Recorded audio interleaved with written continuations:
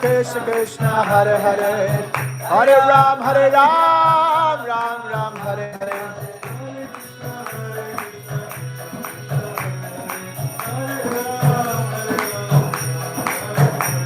Hare Krishna Krishna Krishna Hare Hare Hare Ram Ram Hare Hare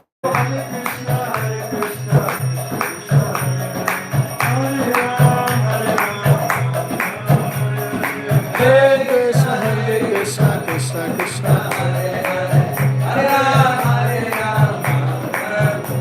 Krishna Hare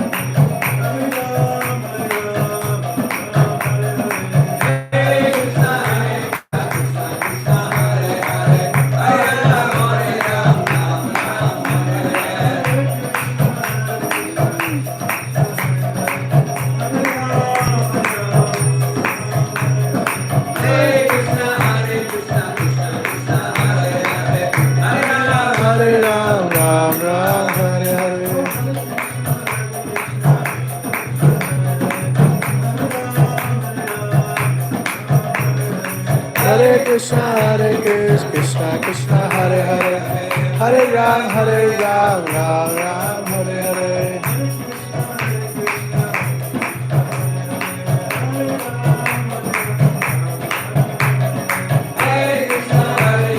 Krishna Krishna Hare Hare Hare Ram Ram Hare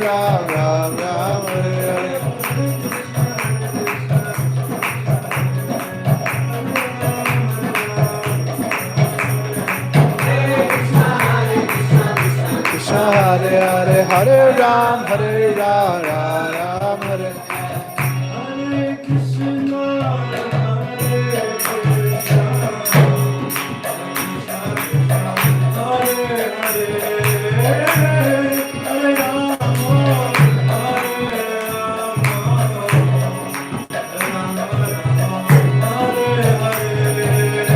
Hare Krishna Hare Krishna Krishna Krishna Hare Hare Hare Rama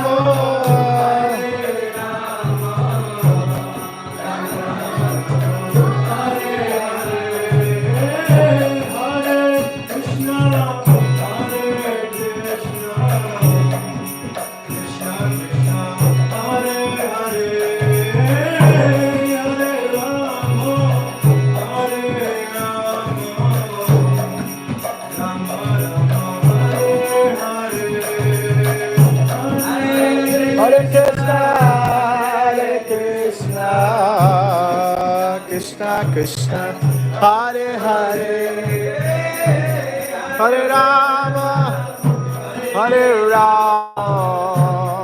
Rama Rama Hare Hare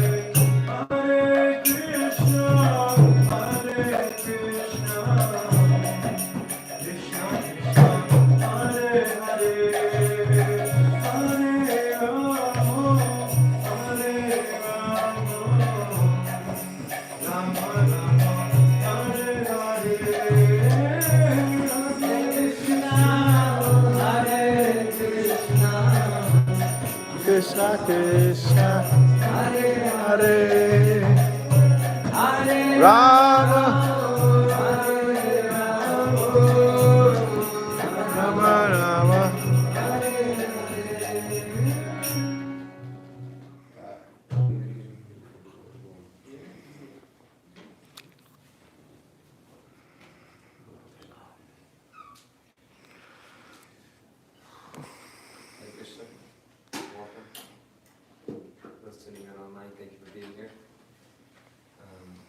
special, intimate gathering. I'm grateful for those of you that are taking the time to be here with us. This is an event that we haven't hosted in a little while, but the idea is that we'd like to host them quarterly to give an opportunity for us to come together personally and also online for those who aren't able to join us in person, to hear a little bit about things that are taking place at the Bhakti Center, for us to kind of connect a little bit personally and also just kind of hear a little bit about goals and vision moving forward to kind of create a culture of transparency so that we're feeling like we're moving together towards our goals and towards our vision, and that you are, all of us, a part of it, and that we're creating this vision together. This is our center, our home, our community together, and we want to build it and grow and develop moving forward. And so the schedule of the evening is that we start with a little kirtan. We're going to have a short, brief, but nourishing talk by two very special guests that are here with us, happen to be all the way from India, Bhakti Prabhu and Vishakha Devi, so we'll get the opportunity to hear from both of them. And then following that, we'll have a presentation that I prepared for you, or prepared for you, about just some of the things that we're thinking about that we want you to also be aware of and have in your minds and hearts, and also lots of space for questions and answers and interaction as well. And then we'll finish with a little more kirtan, and then we have prasad at the end of it. So all the elements are there. And so I'd like to take this time to welcome both Dwarkadish Prabhu and Vishakha Priya up to speak. We'll get a second chair for you up here, and we'd love for you to come up and please join me in welcoming them. Haribo, Haribo.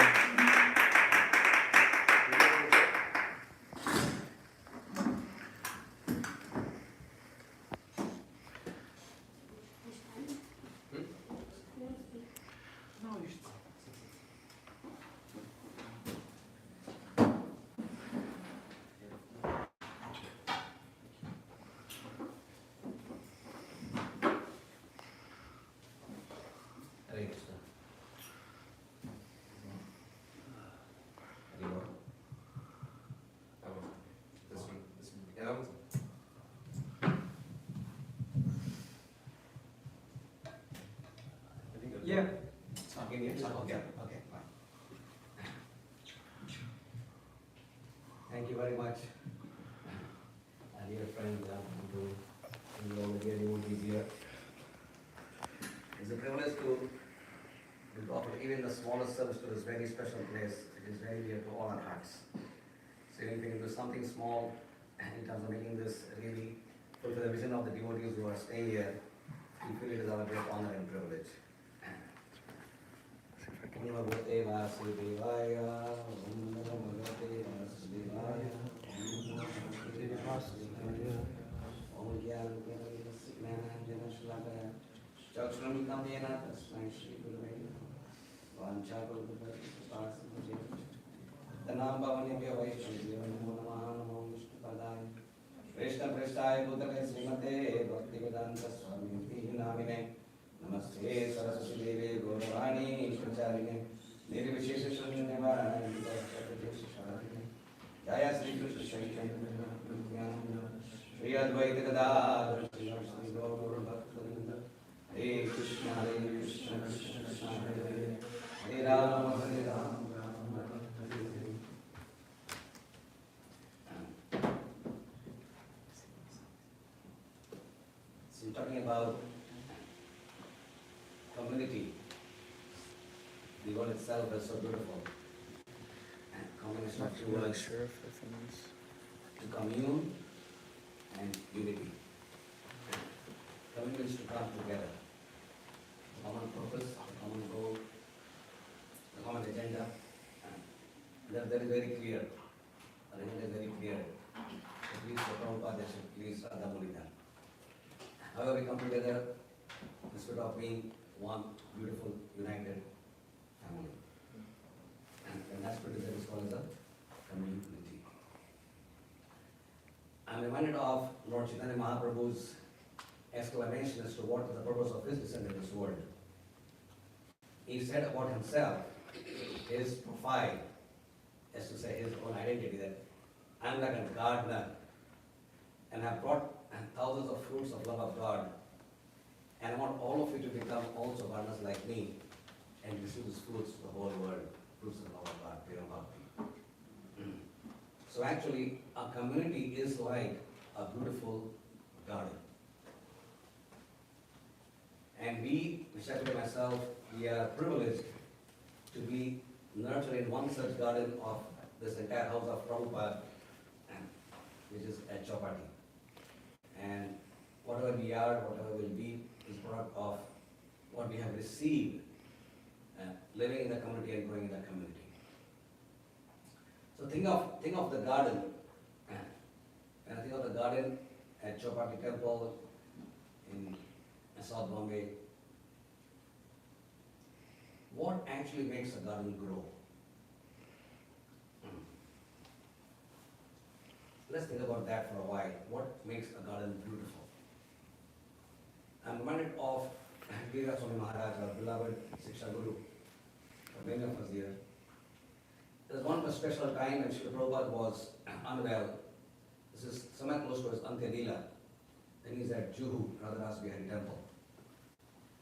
And in the middle of the night, Srila Prabhupada awakes.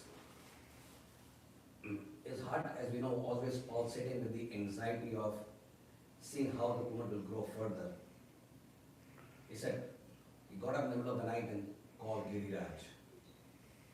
This is somewhere around 2 a.m. in the morning. So with the hard day's work, Giriraj Maharaj, as we know, at that time, maybe Giriraj Brahmachari.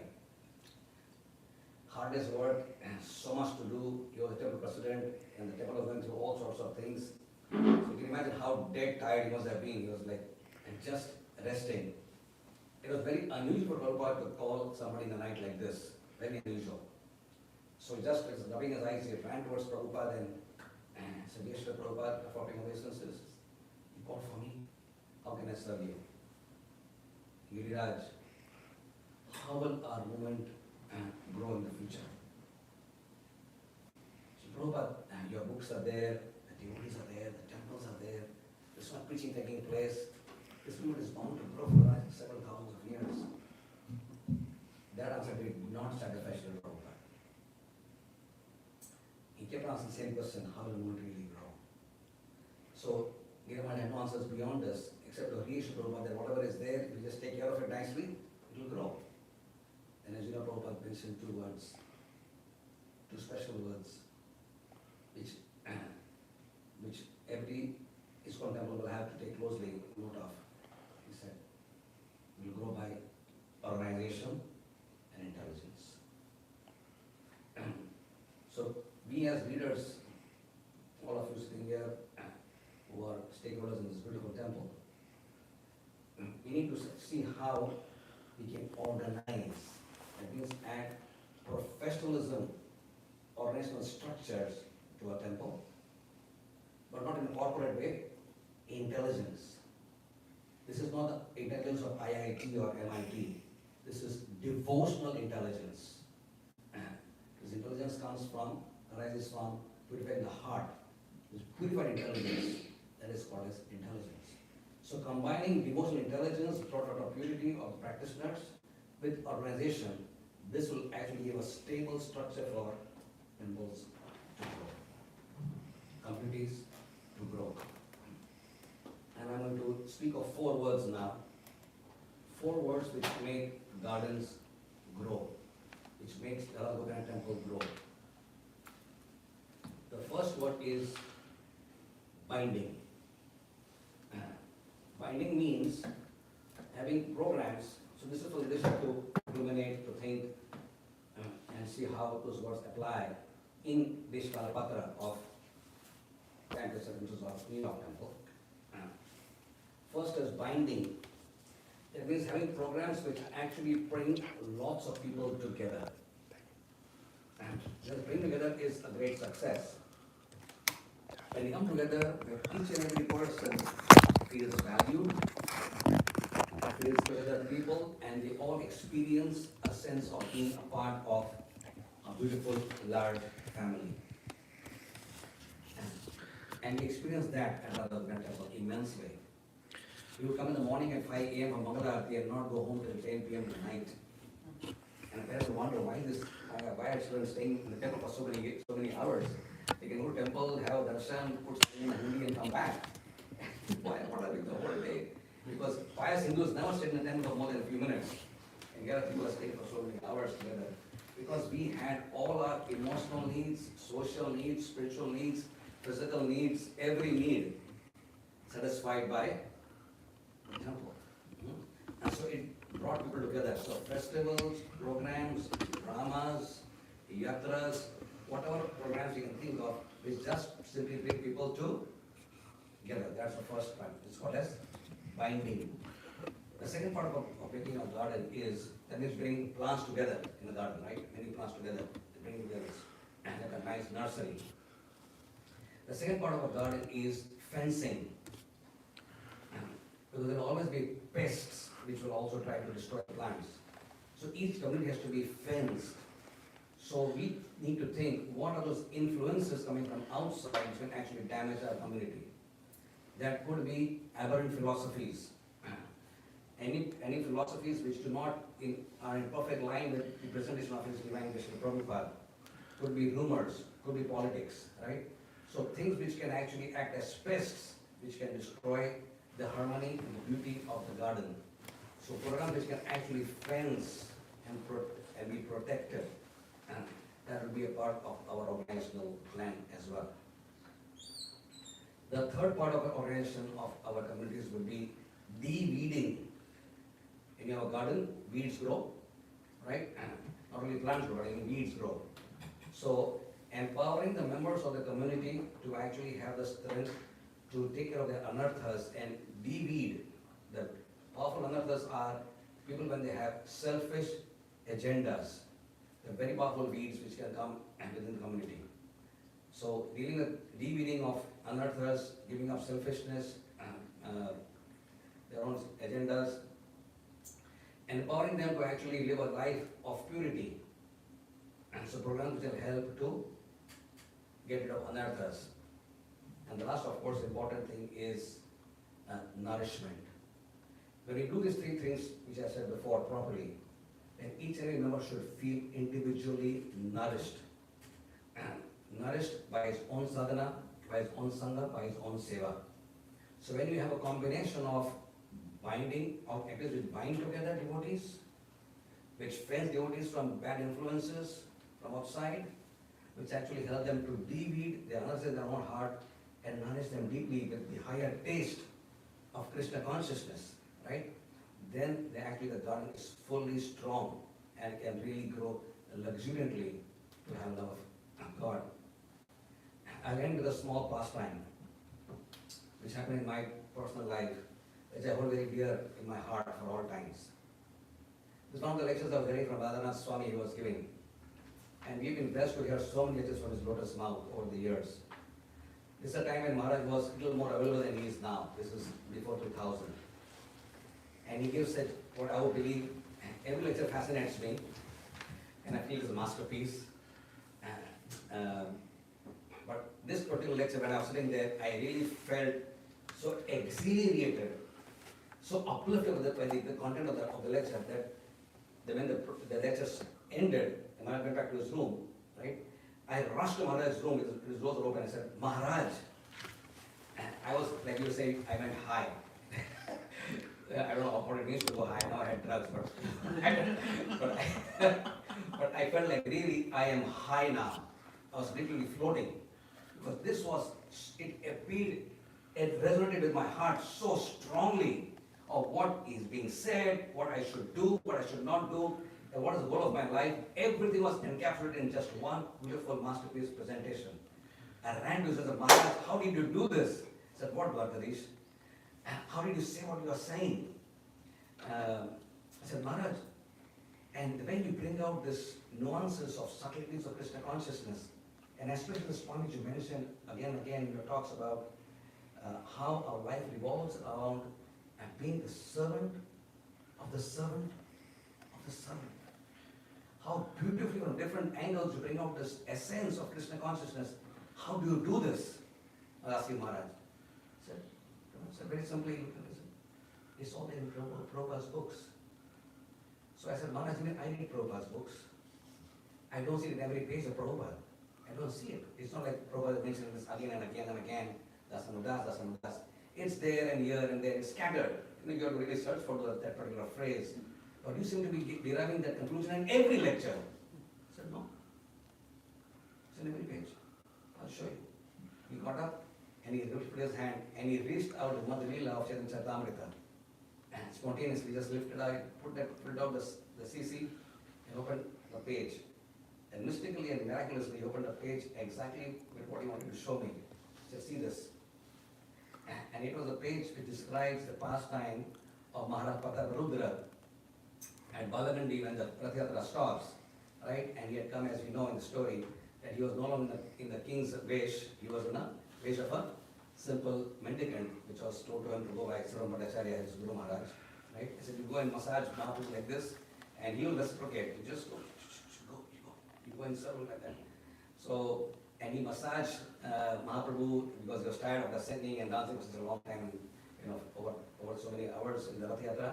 And he began singing the Gita Govinda, beautiful songs of 10 cantos, Bhagavatam, right? And Mahaprabhu was just so happy, he was overflooding with ecstasy. He said, who are you? Who are you? Who are you? And Father Maharaj just folded his hands. In the past, he has been rejected by the Lord, right? Many, many times. I don't want to see him, he's Vishari, he's materialist, he's a king, he's a man of women. No, I don't want to see him. And now he said, I am the servant of the servant of your servants.